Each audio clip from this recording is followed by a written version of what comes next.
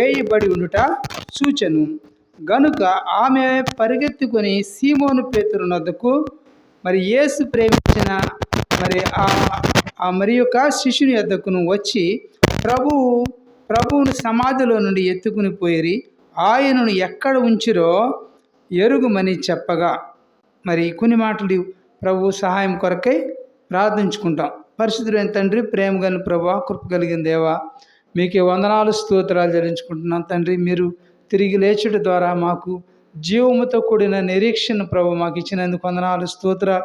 ఆయన మీ వాక్యం చెప్పుట కొరకే ప్రభు నిలబడినటువంటి దాసుని, బలహీనుడును నిష్ప్రయోజకుడైనటువంటి దాసుని మీ ఎదుట నేను ఒప్పుకుంటూ నన్ను మీరు పూర్తిగా ఖాళీ చేయండి ప్రభు. మీ ఆత్మతో నింపి మీ నోటి బోరగా వాడుకుని మీరే మహిమ ఘనత ప్రభావాలు పొందుకొనమని యేసు నామములు వేడుకుని ప్రార్థిస్తున్నాం తండ్రి, ఆమేన్. ఈ మాటలు మరొక పర్యాయం మనం పరిశుద్ధ గ్రంథము నుంచి మనం చదువుకున్నప్పుడు మనకు చక్కగా తెలవబడుతున్నటువంటి మాటలు ఏంటంటే, ఆదివారమున ఇంకా చీకటిగా ఉన్నప్పుడు మగ్దలేని మరియా పెందల కడ లేచి సమాధి వద్దకు వచ్చి సమాధి మీద ఉండిన రాయి తీసివేయబడి ఉండుట చూచినది. కాబట్టి ఇక మీ మరియా మరి ఏం చేస్తూ వచ్చిందని చూస్తే, ఆదివారం ఇంకా కూడా చీకటిగానే ఉన్నది, ఇంకా పూర్తిగా తెల్లవారలేదు. అయితే చీకటిగా ఉన్నప్పుడు ఆ యొక్క మగ్దలేని మరియ రాయబడుతున్నటువంటి భాగంలో మగ్దలేని మరియ పెందల కడ లేచి ఆమె ఏం చేస్తూ వచ్చిందంటే, సమాధి వద్దకు వచ్చి సమాధి మీద ఉండిన రాయి తీసివేయబడి ఉండుట ఆమె ఏం చేసిందంట, చూసినది. కాబట్టి చూసినటువంటిదిగా ఉంటుంది. కనుక ఆమె ఏం చేస్తున్నదండి, 2వ వచనంలో, గనుక ఆమె పరిగెత్తుకుని సీమోను పేతురు సీమోను పేతురు నద్దకు వచ్చి ఏం చేస్తుందంట, యేసు ప్రేమించినటువంటి ఆ యొక్క మరొక శిష్యుని వద్దకు కూడా వచ్చి ప్రభువును సమాధిలో నుండి ఎత్తుకుని పోయిరి, ఆయనను ఎక్కడ ఉంచిరో ఎరుగుమని చెప్పగా. కాబట్టి ఆయన ఎక్కడ ఉంచారో మేము ఎరగవు కనుక ప్రభువుని ఎవరో తీసుకెళ్ళిపోయారని ఈ మగ్దలేని మరియ చెప్తూ ఉన్నట్టుగా మనం చూస్తున్నాం. కాబట్టి అయితే కింద భాగంలో మనం చూస్తే 27వ వచనంలో చూస్తాం, 27, 28 వచనాల్లో చూస్తే మరి ఆ భాగంలో మరి తరువాత తోమా చూచి మరి అక్కడ జరిగినటువంటి సంభవం అంతా కూడా చూసిన తర్వాత తోమా ఉన్నాడు. ఇక్కడ 12 మంది శిష్యుల్లో మరి యేసు ప్రేమించినటువంటి శిష్యుడు ఉన్నాడు, ఆయన పేరు తోమా అన్నమాట. తరువాత మరి ఆ యొక్క 20వ అధ్యాయంలో మరి కొన్ని భాగాలు కింద భాగం వరకు కూడా మనం చదివినప్పుడు ఆ మాటలు 8 వరకు కూడా చదువుతాం, 3వ వచనం కూడా చదువు. కాబట్టి పేతురును ఆ శిష్యుడును బయలుదేరి సమాధి వద్దకు వచ్చిరి, వారిద్దరూ కూడి పరిగెత్తుచుండగా మరి ఆ శిష్యుడు పేతురు కంటే త్వరగా పరిగెత్తి ముందుగా సమాధి వద్దకు వచ్చి వంగి నారబట్టలు పడి ఉండుట చూచెను, గాని అతడు సమాధిలో ప్రవేశింపలేదు. అంతటా సీమోను పేతురు అతని వెంబడి వచ్చి సమాధిలో ప్రవేశించి నారబట్టలు పడి ఉండుటయు ఆయన తల రుమాలు నారబట్టల యొద్ద ఉండక వేరుగా ఒకచోట చుట్టి పెట్టి ఉండుటయు చూచెను. అప్పుడు మొదట సమాధి వద్దకు వచ్చిన ఆ శిష్యుడు లోపలికి పోయి చూచి నమ్మాడన్నమాట. కాబట్టి ఆయన మృతుల్లో నుండి లేచుట మరి అగత్యమును లేఖనము వారింకను గ్రహింపయిరి. అంతటా ఆ శిష్యులు తిరిగి తమ వారి వద్దకు వెళ్ళారంట. కాబట్టి ఇవన్నీ కూడా చూసినారు. అయితే మరియ సమాధి బయట నిలిచి ఏం చేస్తున్నదంట, ఏడ్చుచుండెను. ఆమె ఏడ్చుచు సమాధిలో వంగి చూడగా తెల్లని వస్త్రములు ధరించిన 2 దేవదూతలు యేసు దేహము ఉంచబడిన స్థలములో కాబట్టి తల వైపున ఒకడును కాళ్ళ వైపున ఒకడును కూర్చుండట చూచెను, కనబడెను. వారు, అమ్మా ఎందుకు ఏడ్చున్నావని ఆమెను అడుగగా, ఆమె, నా ప్రభువుని ఎవరో ఎత్తుకుని పోయిరి, ఆయన ఎక్కడుంచారో నాకు తెలియలేదని చెప్పెను. ఆమె ఈ మాట చెప్పి వెనుక తట్టు తిరిగి యేసు నిలిచిండుట చూచెను, గాని ఆయన యేసు అని గుర్తుపట్టలేదు. యేసు 15 వచనం చూస్తే, యేసు, అమ్మా ఎందుకు ఏడ్చుచున్నావు, ఎవరిని వెతుకుచున్నావు అని ఆమెను అడుగుగా, ఆమె ఏమంటున్నది, కాబట్టి ఆమె ఆయనకు తోటమాలి కాబట్టి అనుకొని, అయ్యా నీవు ఆయనను మోసుకొని పోయిన ఎడల ఆయనను ఎక్కడ ఉంచితిరో నాతో చెప్పుము, నేను ఆయనను ఎత్తుకొని పోదునని చెప్పాను. అయితే అక్కడ అంటున్నాడు, యేసు ఆమెను చూసి మరియా అని పిలిచాడు. కాబట్టి ప్రభు అయిన యేసుక్రీస్తు వారు మరి ఆమెను మరియా అని పిలిచినప్పుడు ఆమె ఆయన వైపు తిరిగి ఆయనను చూచి హెబ్రీ భాషలో రబ్బుని అని పిలిచెను. ఆ మాటకు బోధకుడా అని అర్థము. యేసు ఆమెను చూచి, నేను ఇంకా తండ్రి వద్దకు ఎక్కిపోలేదు గనుక నన్ను ముట్టుకొనవద్దు. అయితే నా సహోదరుల యొద్దకు వెళ్ళి, నా తండ్రి మీ తండ్రియు, నా దేవుడును మీ దేవుడునైనా వాని యొద్దకు ఎక్కి పోవుచున్నానని వారితో చెప్పాను. మగ్దలేని మరియ వచ్చి, నేను ప్రభువును చూచి తిని ఆయన నాతో ఈ మాటలు చెప్పిన శిష్యులకు ఆమె తెలియపరిచింది. కాబట్టి మగ్దలేని మరియతో ప్రభు అయిన యేసుక్రీస్తు వారు ఆయనతో మరి సంభాషించినట్టుగా ఈ భాగంలో చూస్తూ ఉన్నాం. అయితే ఆమె వచ్చి అందరికీ కూడా ప్రభు అయిన యేసుక్రీస్తు వారు మరి నాకు కనిపించాడు అని ఆమె అందరికీ కూడా తన శిష్యులందరికీ కూడా చెప్తున్నప్పుడు, వారు ప్రేమించినటువంటి ఒక శిష్యుడు ఉన్నాడు. ఆయన ఎవరంటే తోమా అనేటువంటి ఒక శిష్యుడు ఉన్నాడు. అలాగే ఆ 27 వచనం చూస్తే, ఆ భాగంలో చూస్తే 26 నుంచి కూడా చదువుకుంటాము మనకు అందరూ కూడా స్పష్టంగా బిగ్గరగా అర్థం అవ్వాలంటే, 8 దినములైన తర్వాత ఆయన శిష్యులు మరలా లోపట ఉండుట తోమా వారితో కూడా ఉండెను. తలుపులు మూయబడి ఉండగా యేసు వచ్చి మధ్యను నిలిచి, మీకు సమాధానము కలుగునుగాక అనెను. అయితే తరువాత సోమాను చూచి, నీ వ్రేలు ఇటు చాచి నా చేతులు చూడుము, నీ చెయ్యి చాచి నా ప్రక్కలో ఉంచి అవిశ్వాసివి కాక విశ్వాసివై ఉండమని. కాబట్టి ఇక్కడ ఒక తోమా ఉన్నాడు. ఈ తోమా ప్రభు అయిన యేసుక్రీస్తు వారు తిరిగి లేచాడంటే ఆయన నమ్మటం లేదు. అయితే ప్రభు అయిన యేసుక్రీస్తు వారు ఆ తోమాతో అంటున్నాడు, మరి తోమాను చూచి నీ వ్రేలు ఇటు చాచి నా యొక్క చేతులు చూడమన్నాడు. నా యొక్క అరచేతుల్లో మరి కొట్టబడినటువంటి గాయములు ఉంటాయి కదా, కాబట్టి ఆ గాయాలు చూడు, నా చేతులు చూడు అంటున్నాడు. నీ చెయ్యి చాచి నా ప్రక్కలో ఉంచమంటున్నాడు.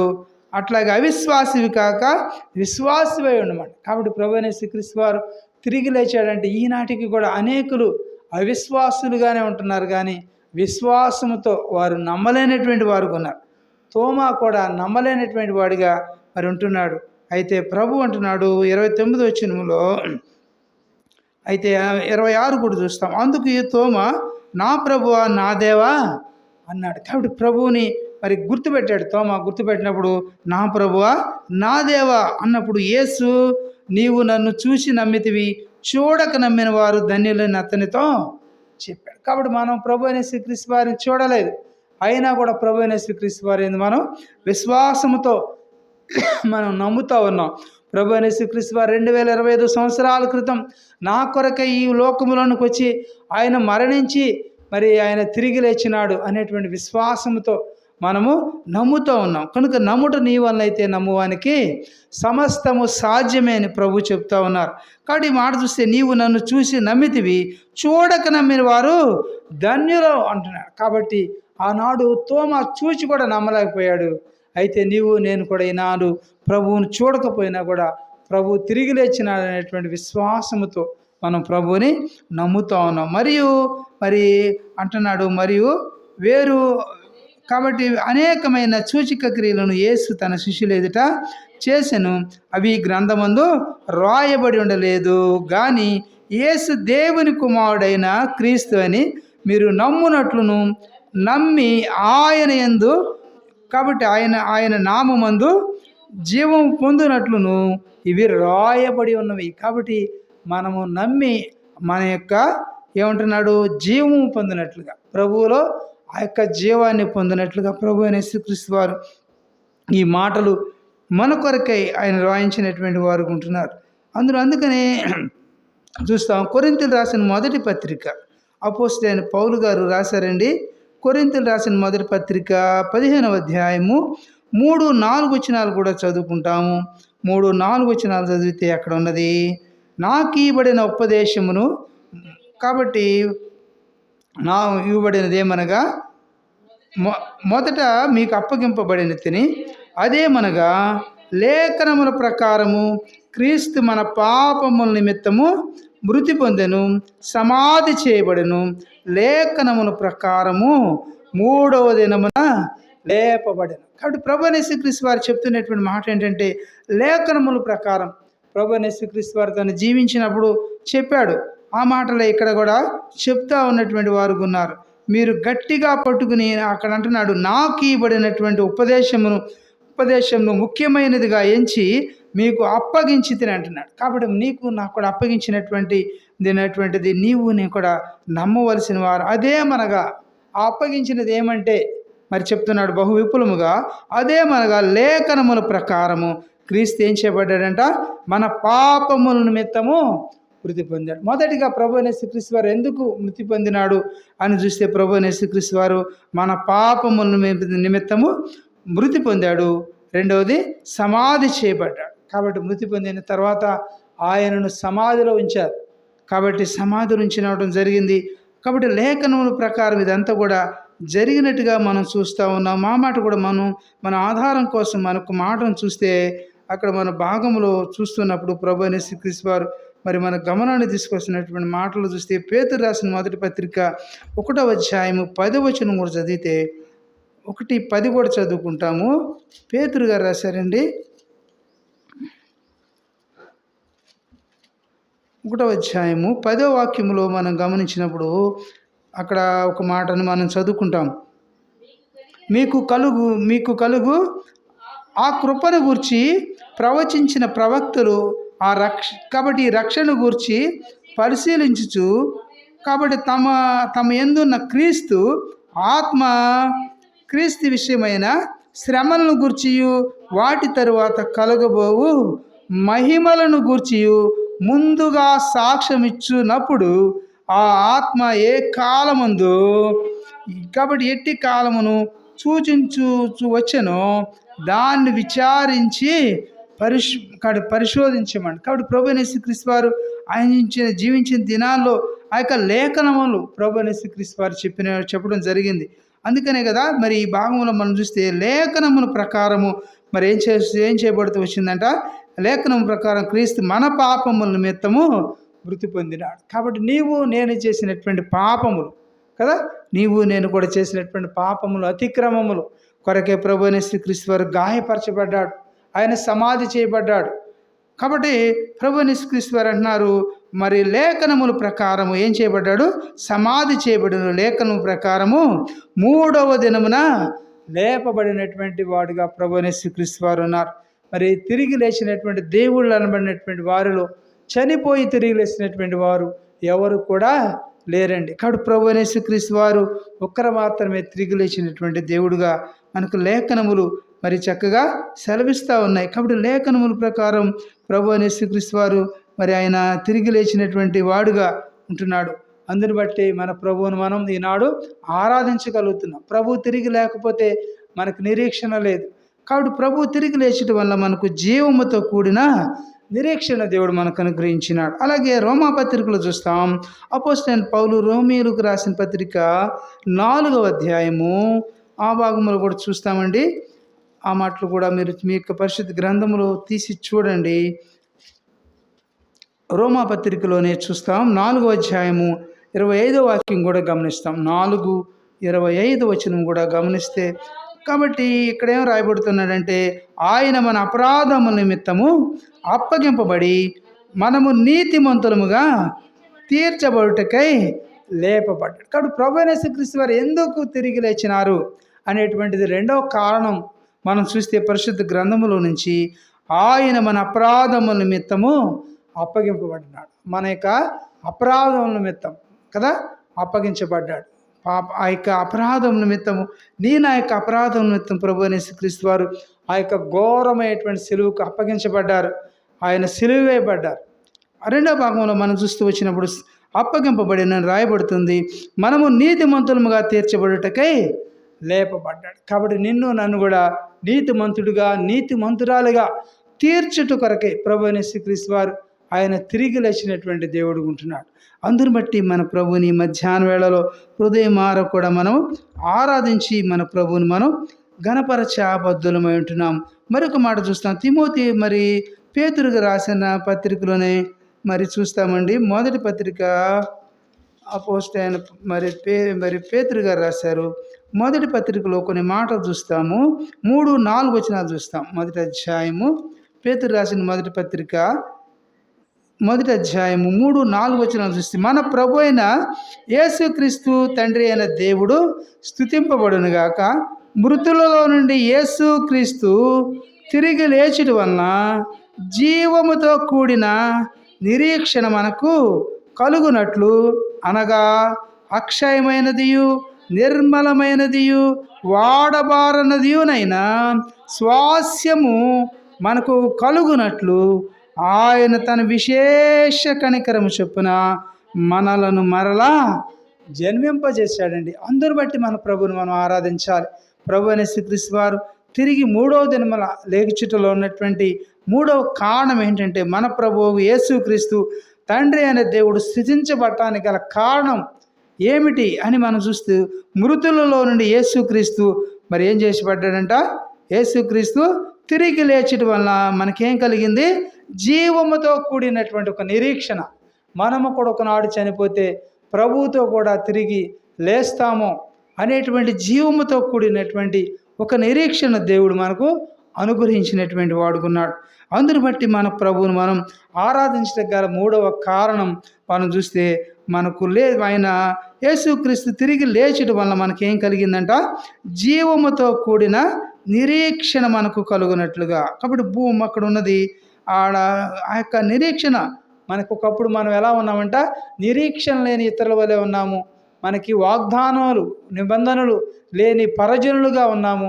ఇలాంటి స్థితిలో ఉన్నటువంటి నీకు నాకు కూడా ప్రభు అయిన యేసుక్రీస్తు వారు మరి జీవముతో కూడిన నిరీక్షణ మనకు కలుగునట్లు, అనగా అంటున్నాడు. ఆ యొక్క నిరీక్షణ ఏమిటని చూస్తే, ఆ యొక్క నిరీక్షణ అక్షయమైనది, రెండవది నిర్మలమైనది, మూడవది వాడబారనదినైన స్వాస్యము మనకు కలుగునట్లు ఆయన ఏం చేస్తూ వచ్చారంట? ఆయన తన విశేష కనికరము చొప్పున మనలను మరలా జన్మింపజేశాడు.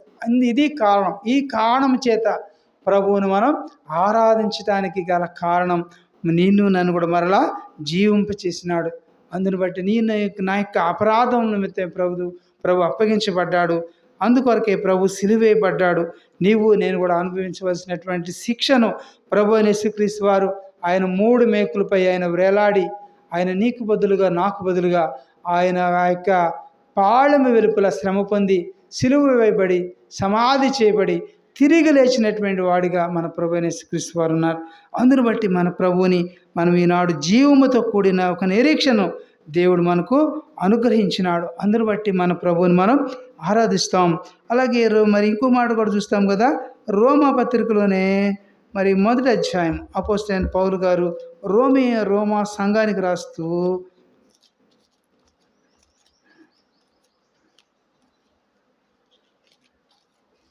అపోస్తలైన పౌలు రోమా సంఘానికి రాస్తూ రోమా పత్రిక మొదటి అధ్యాయంలో 1 నుంచి 7 వచనాలు చదువుకుంటాం. 1 నుంచి 7 వచనాలు రోమా పత్రిక మొదటి అధ్యాయము 1 నుండి 7 వచనాలు చదువుకుంటే, యేసుక్రీస్తు దాసుడును అపోస్తలుడుగా ఉండుటకు పిలువబడిన వాడును, దేవుని సువార్త నిమిత్తము ప్రత్యేకింపబడిన వాడునైన పౌలు రోమాలో ఉన్న దేవుని ప్రియులందరికీ, అనగా పరిశుద్ధులుగా ఉండుటకు పిలువబడిన వారందరికీ కూడా శుభమని చెప్పి రాయినది, మన తండ్రి అయిన దేవుని నుండి ప్రభు అయిన యేసుక్రీస్తు నుండి కృపా సమాధానములు మీకు కలుగునుగాక.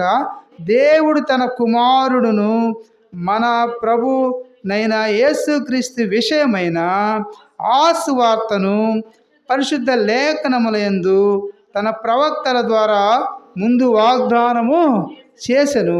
యేసుక్రీస్తు శరీరమును బట్టి దావీదు సంతానముగాను మృతులలో నుండి కాబట్టి మృతులలో నుండి పునరుద్ధానుడైనందున పరిశుద్ధమైన ఆత్మను బట్టి కాబట్టి దేవుని కుమారుడుగాను ప్రభావము చేత దేవుని కుమారుడని నిరూపింపబడిన వాడాయను. కాబట్టి 4వ కారణం చూస్తే ప్రభు యేసుక్రీస్తు వారు మృతులలో నుండి పునరుద్ధానుడైనందున పరిశుద్ధమైన ఆత్మను బట్టి ప్రభావము చేత దేవుని కుమారుడుగాను నిరూపించడానికి గల కారణం ఏంటంటే ఆయన మృతులలో నుండి పునరుద్ధానుడైనాడు, తిరిగి లేచినటువంటి దేవుడు ఉన్నాడు. అందుని బట్టి మన ప్రభువుని మనం ఆరాధిస్తాం. ఈ నామము ఇక్కడ చదువుతాం, కింద భాగంలో కూడా చూస్తే కాబట్టి ఈయన నామము నిమిత్తము సమస్త జనులు విశ్వాసమునకు విధేయులగునట్లు ఈయన ద్వారా మేము కృపను అపోస్తలత్వమును పొందితిమి.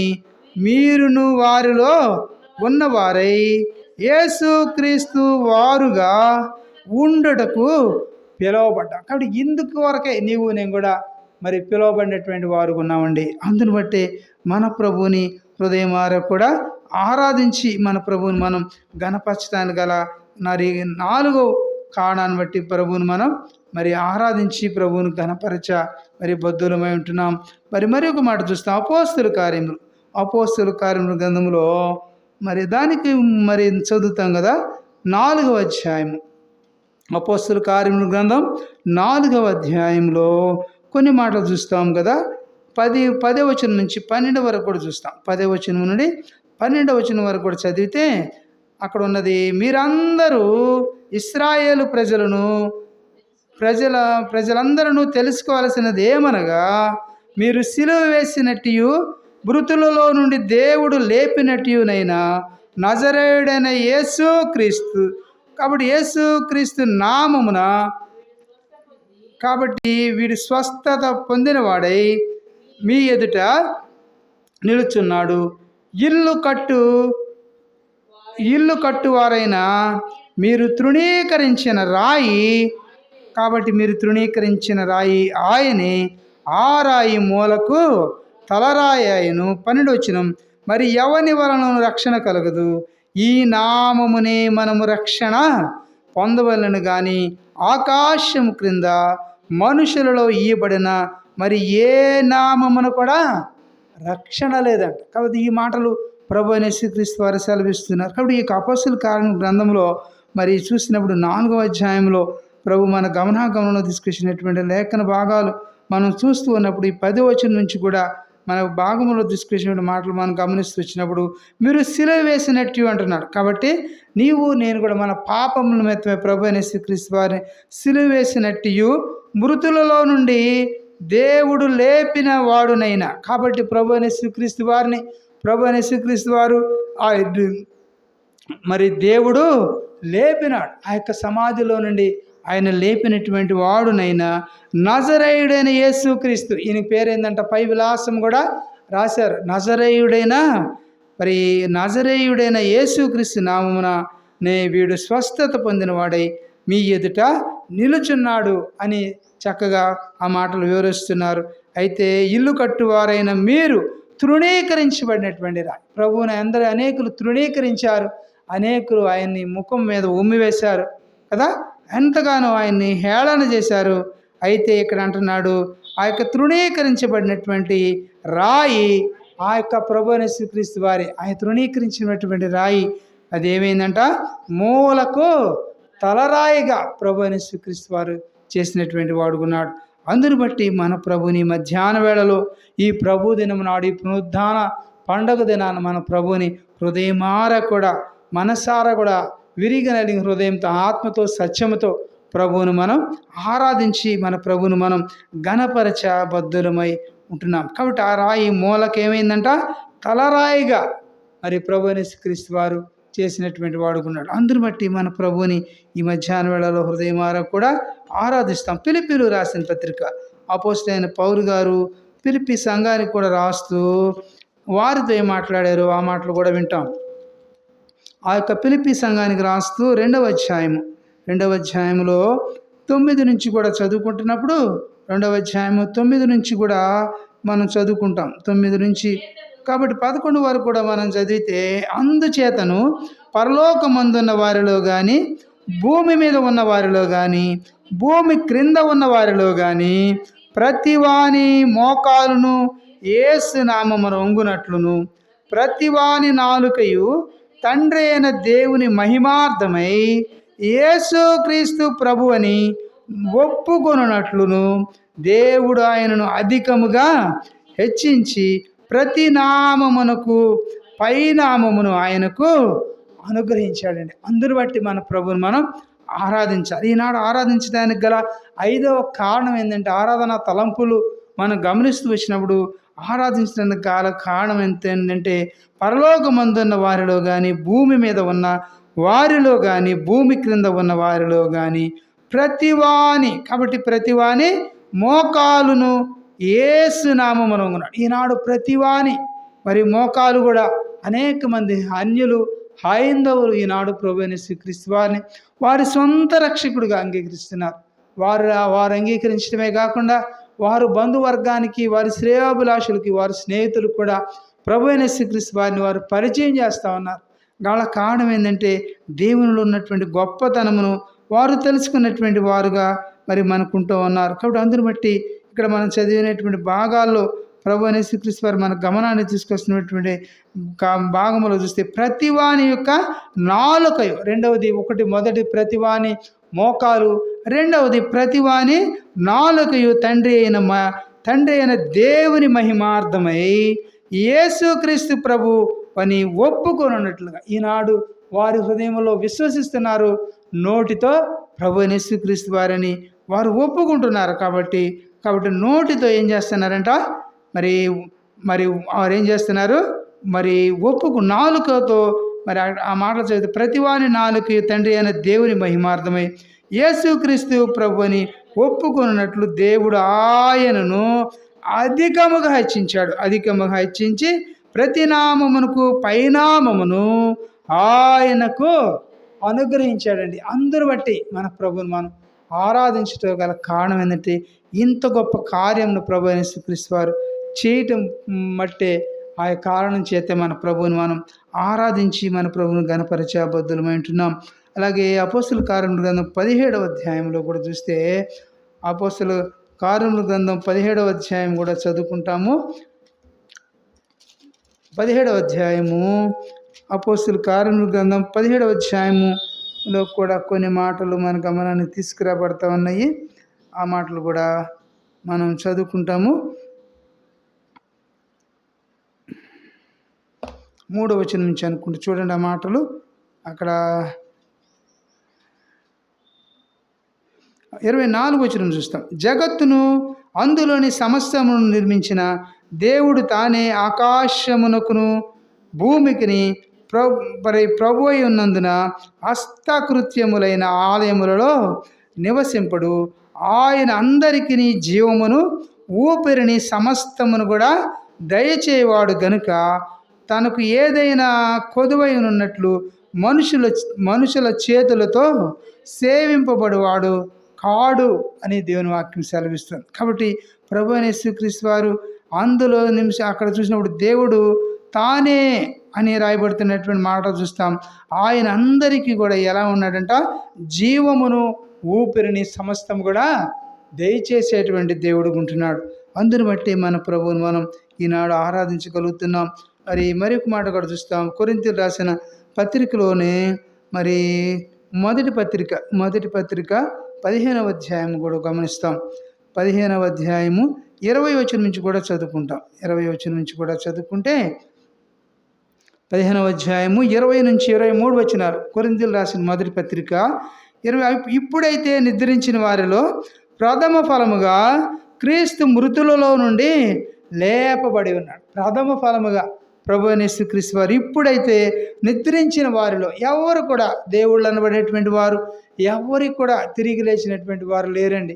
అందుకని ఈ మాటలు రాస్తున్నప్పుడు ఇప్పుడైతే అని రాయబడుతుంది. ఇప్పుడైతే నిద్రించిన వారిలో ప్రథమ ఫలముగా క్రీస్తు మరి ఏం చేయబడ్డాడంట? ప్రథమ ఫలముగా క్రీస్తు మృతులలో నుండి లేపబడినటువంటి కారణం బట్టి మన ప్రభువుని మనం ఆరాధించబద్దులమేంటున్నాం. మనుషుని ద్వారా మరణం వచ్చిన కనుక మనుషుని ద్వారానే మృతుల పునరుద్ధానమును కలిగెను. ఆదామునందు అందరూ ఎలాగూ మృతి చున్నారో అలాగునే క్రీస్తునందు అందరూ కూడా బ్రతికింపబడుదురు. ప్రతి వాడును తన తన వరుసలో బ్రతికింపబడును. ప్రథమ ఫలము క్రీస్తు, తరువాత క్రీస్తు వచ్చినప్పుడు ఆయన వారు బ్రతికించబడతారు. కాబట్టి క్రీస్తు వచ్చినప్పుడు ఆయన వారు ఏం చేయబడతారంట? మరి బ్రతికించబడతారని ఈ భాగంలో ప్రభు యేసుక్రీస్తు వారు మనకు చక్కగా మరి మరి ఆ మాటలు తేటగా తేబడుతున్నాయి. కాబట్టి ఆదామునందు అందరూ ఏ విధంగా అయితే మృతి పొందుతూ వచ్చారో అలాగనే క్రీస్తు యేసునందు అందరూ కూడా బ్రతికింపబడుతూ వస్తారు. కాబట్టి ప్రభు యేసుక్రీస్తునందు మరి బ్రతికింపబడుతురు. ప్రతివాడు కూడా తన తన వరుసలో బ్రతికింపబడతాడని దేవుని వాక్యం సెలవిస్తూ ఉన్నది. అందును బట్టి మన ప్రభువుని మనం ఆరాధించాలి. ప్రథమ ఫలము క్రీస్తు. ప్రథమ ఫలము అనగా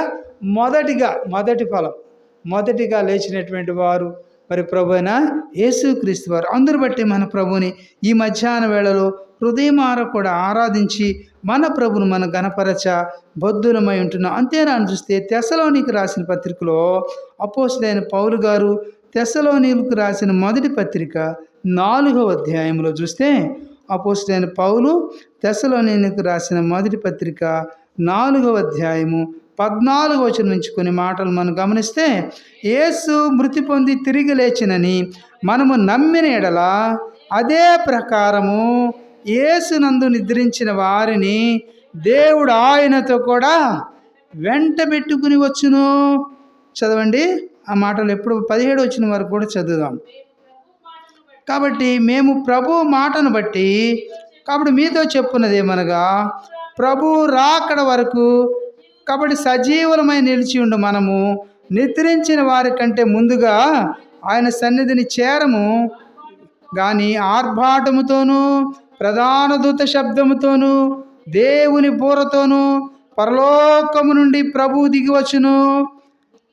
కాబట్టి దిగివచ్చును. క్రీస్తునందుండి మృతులైన వారు మొదట లేతురు.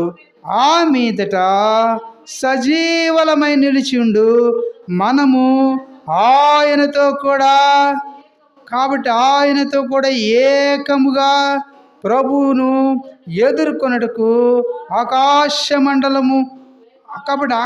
మండలమునకు మేఘముల మీద కొనిపోబడదుము. కాగా మనము సదాకాలము ప్రభువుతో కూడా ఉంటాం. కాబట్టి ప్రభువుతో కూడా సదాకాలం. ఈ లోకంలో జీవిస్తే 70 సంవత్సరాలు 80 సంవత్సరాలు మాత్రమే అయితే ప్రభు అంటున్నారు ఆయనతో సదాకాలం ఉండేటువంటి ధన్యతను భాగ్యాన్ని దేవుడు మనకు అనుగ్రహిస్తానని చెప్తున్నారు. కాబట్టి ఈ మాటలు మనం చదువుతున్నప్పుడు ఆ 13వ వచనంలో అంటాడు కదా, సహోదరులారా నిరీక్షణ లేని ఇతరుల వలె మీరు దుఃఖపడకుండా నిమిత్తము నిద్రించుచున్న వారిని గూర్చి మీకు తెలియకుండుట మాకు ఇష్టము లేదంటున్నాడు. కాబట్టి నిద్రించినటువంటి వారిని గురించి మరి వారి గురించి మనము మరి ఎంత మాత్రం కూడా దుఃఖించుట మాకు ఇష్టము లేదంటున్నాడు. ఆ మాటలు మనం చదువుకుంటున్నప్పుడు నిరీక్షణ లేని ఇతరుల వరే మీరు దుఃఖపడుకున్న నిమిత్తము నిద్రించుచున్న వారిని గురించి మీకు తెలియకుండా మాకు ఇష్టము లేదు. అయితే 14వ వచనంలో ప్రాముఖ్యమైనటువంటి మాటను ప్రభు మాట్లాడుతున్నారు. యేసు మృతి పొంది తిరిగి లేచినని మనము నమ్మిన ఎడల. కాబట్టి ఒక నమ్మకం, ఒక విశ్వాసం ఉండాలి. ప్రభు యేసుక్రీస్తు వారు ఏ విధంగా అయితే ఈ భూలోకంలో ఆయన జీవించి మరి చనిపోయినాడు, ఏ విధంగా అయితే మరి ఆయన వస్తానన్నటువంటి దేవుడు మరి తిరిగి లేచినటువంటి దేవుడు ఉన్నాడు, అదే విధంగా చెప్తున్నాడు. ఆ మాటలు చూసి యేసు మృతి పొంది తిరిగి లేచినని మనము నమ్మిన నెల. కాబట్టి మనం ఏం చేయాలంట? నమ్మాలి. కాబట్టి విశ్వాసం ఉంచాలి. నమ్మిన ఎడలని రాయబడుతున్నది. నమ్మిన ఎడల అదే ప్రకారం యేసునందు నిద్రించిన వారిని దేవుడు ఆయనతో కూడా వెంట పెట్టుకుని వస్తాడు. కాబట్టి ఆయన వెంట పెట్టుకుని వస్తాడు. నిద్రించిన వారిని గురించి మనం మరి అంగలారుస్తాము, ప్రాలాపిస్తాము. అయితే ప్రభు చెబుతున్నటువంటి మాటలు ఏ విధంగా ఉన్నవని మనం బైబిల్లో చూస్తే, యేసు మృతి పొంది తిరిగి లేచినని మనము నమ్మినెడల, మరి ఒకవేళ నువ్వు నమ్మితే ఈ యొక్క సమయంలో నమ్మినడల అదే ప్రకారము యేసునందు నిద్రించిన వారిని దేవుడు ఆయనతో కూడా వెంట పెట్టుకుని వచ్చును. మేము ప్రభు మాటను బట్టి మేము మీతో చెప్పునదేమనగా. కాబట్టి అపోస్తలుడైన పౌలు అంటున్నాడు, ప్రభువు చెప్పినటువంటి మాటలను బట్టే నేను మీకు చెప్తున్నటువంటి మాట ఏంటంటే, ఈ మధ్యాహ్నం వేళలో ప్రభువు మరి ఏమంటున్నాడు, ప్రభు ఆగమన పర్యంతము సజీవులమై నిలిచి ఉండి మనము నిద్రించము కానీ నిద్రించిన వారికంటే ముందుగా ఆయన సన్నిధికి మనము చేరేటువంటి వారు ఉంటాం. కాబట్టి మరి అక్కడ చెప్తున్నటువంటి మాటలు చేరము. అయితే 16వ వచనంలో ఉన్నది, ప్రభువైన యేసుక్రీస్తు వారు ఏ విధంగా వస్తారంట, ఆర్భాటముతోనూ ప్రధాన దూత శబ్దముతోనూ దేవుని బోరతోనూ పరలోకము నుండి ప్రభు ఏం చేయబడతారంట, మరి ప్రభు అయిన యేసుక్రీస్తు వారు దిగి వస్తూ ఉన్నారు. దిగి వచ్చును. క్రీస్తునందుండి మృతులైనటువంటి వారు ఏం చేస్తారంట, మొదట లేస్తారు. ప్రభువు నందు ఎవరైతే విశ్వాసం ఇస్తారో, నిరీక్షణ ఇస్తారో వారిని ప్రభువు మొదట లేతురు. 17వ వచనం, ఆ మీదట అంటే ఆ తర్వాత సజీవులమై నిలిచి ఉండు మనము వారితో కూడా ఏకముగా ప్రభువుని ఎదుర్కొనుటకు ఆకాశ మండలమునకు మేఘముల మీద కొనిపోబడదాం. కాగా మనము సదాకాలము ప్రభువుతో కూడా ఉంటాం. కాబట్టి ఇక్కడ అంటాడు కదా, 18వ వచనం చూస్తే, కాబట్టి మీరు ఈ మాటల చేత ఒక్కనినొక్కడు ఏం చేయాలంట, ఆదరించుకోవాలి. ఆదరణ కలిగే మాటలు ప్రభు వద్దే మనకు ఆదరణ దొరుకుతుంది, నెమ్మది దొరుకుతుంది. కానీ మనుషుల దగ్గర మనకు ఆదరణ దొరకదు, నెమ్మది సమాధానం అంతకన్నా కూడా దొరకదు. అందుకని 18వ వచనం అంటాడు, కాబట్టి అంటున్నాడు. కాబట్టి ఏం చేయాలంట, మీరు ఈ మాటల చేత ఒక్కనొకడు ఏం చేయాలంట, ఆదరించుకోవాలి, ధైర్యపరచుకోవాలి, పురుగొల్పుకోవాలి. వారితో పాటు మనం కూడా వెళ్ళలేం కానికే. కాబట్టి నీవు నేను కూడా జీవిస్తున్నటువంటి నీవు నేను కూడా ఒక విశ్వాసముతో, ఒక నమ్మకంతో, ప్రభు ఏ విధంగా అయితే చనిపోయి తిరిగి లేస్తానన్నాడు, అదేవిధంగా ఒకనాడు మరి చనిపోయిన వారిని కూడా ప్రభు తన వెంట పెట్టుకుని వస్తాడనేటువంటి విశ్వాసంతో, నిరీక్షణతో మనం నమ్మినప్పుడు ప్రభువుకి ఎంతో మహిమ కలుగుతుంది. కాబట్టి అట్టి విధంగా నీవు నేను కూడా ప్రభువులో జీవించాలని దేవుడు కోరుకున్న. చివరిగా తీతు పత్రికలో చివరిగా మాట కూడా చదువుకుని మనం ఈ ఆరాధన వర్తమానాన్ని ముగించుకుంటామండి. తీతు పత్రిక చివరిగా తీతు రాసిన పత్రిక 2వ అధ్యాయము. తీతు రాసిన పత్రిక అపోస్తలుడైన పౌలు తీతు గారికి రాస్తూ ఒక పత్రికలో 2వ అధ్యాయంలో వారు 12-13 వచనాలు చదువుకుంటాము. 12-13 వచనాల్లో ఏం రాయబడుతున్నది చదవండి. కాబట్టి ఇక్కడ అంటున్నాడు 12వ వచనములో ఏం రాయబడుతున్నది, కాబట్టి మనము భక్తిహీనతను, ఇహలోక సంబంధమైన దురాశను విసర్జించి శుభప్రదమైన నిరీక్షణ నిమిత్తము, అనగా మహాదేవుడును మన రక్షకుడునైన యేసుక్రీస్తు మహిమ యొక్క ప్రత్యక్షత నిమిత్తము ఎదురు చూచుచు ఈ లోకములో స్వస్థ బుద్ధితోనూ నీతితోనూ భక్తితోనూ బ్రతుకుచుండవలనని మనకు బోధిస్తాను. పరిశుద్ధ గ్రంథం ఏం బోధిస్తుంది ఈ మధ్యాహ్న వేళలో, ఈ పునరుద్ధాన పండుగ దినాన అని మనం గమనించినప్పుడు, మరి మనము భక్తిహీనతను, ఇహలోక సంబంధమైన మూడవది దురాశను విసర్జించాలి. ఇవన్నీ కూడా ఏంటంట, ఆశ కానిది దురాశ, వీటన్నిటిని కూడా విసర్జించి శుభప్రదమైనటువంటి నిరీక్షణ, మనకి ప్రభువైన యేసుక్రీస్తు వారు ఒక నిరీక్షణ ఇచ్చాడు, ఒక హోప్ ఉంది మనకి. కాబట్టి ఆ యొక్క హోప్ ఏంటంటే శుభప్రదమైన నిరీక్షణ నిమిత్తము, అనగా అంటున్నాడు. ఒకవేళ ఆ యొక్క నిరీక్షణ ఒకవేళ మీకు తెలియదేమోనని, మనకు తెలియదేమో అని ప్రభు ఏమంటున్నాడు, అనగా అనేటువంటి మాటను అక్కడ ఆయన ఉపయోగించినటువంటి వారుగా మనం చూస్తాం. మహాదేవుడును మన రక్షకుడునైనా యేసుక్రీస్తు మహిమ యొక్క ప్రత్యక్షత నిమిత్తము ఎదురు చూస్తూ ఉండాలి. కాబట్టి నీవు నేను కూడా ప్రభు యొక్క ఆ యొక్క ప్రత్యక్షత కొరకే మనం ఎదురు చూస్తూ, ఈ లోకంలో మనం ఎలా జీవించాలంట, ఆయన కొరకు మనం ఎదురు చూస్తూ ఈ లోకంలో జీవిస్తున్నటువంటి నీవు నేను మనమందరం కూడా స్వస్థ బుద్ధితోనూ ఒకటి, రెండవది నీతితో జీవించాలి, మూడవది భక్తితో మరి బ్రతుకుచుండవలని మనకు బోధిస్తా ఉంది. పరిశుద్ధ గ్రంథం ఏం బోధిస్తుందంటే నీవు నేను కూడా మంచి మరి స్వస్థ బుద్ధితో ఉండాలని, మరి నీతితో ఉండాలని, భక్తితో ఉండాలని పరిశుద్ధ గ్రంథం బోధిస్తున్నది. కాబట్టి ఇట్టి విధంగా నీవు నేను కూడా ఆయన కొరకే జీవించడానికి ఒక తీర్మానం కలిగి ఆయన నా కొరకే తిరిగి లేచినాడు అనేటువంటి విశ్వాసముతో మనం ప్రభువుని కొంత సమయం ఆరాధిస్తాం.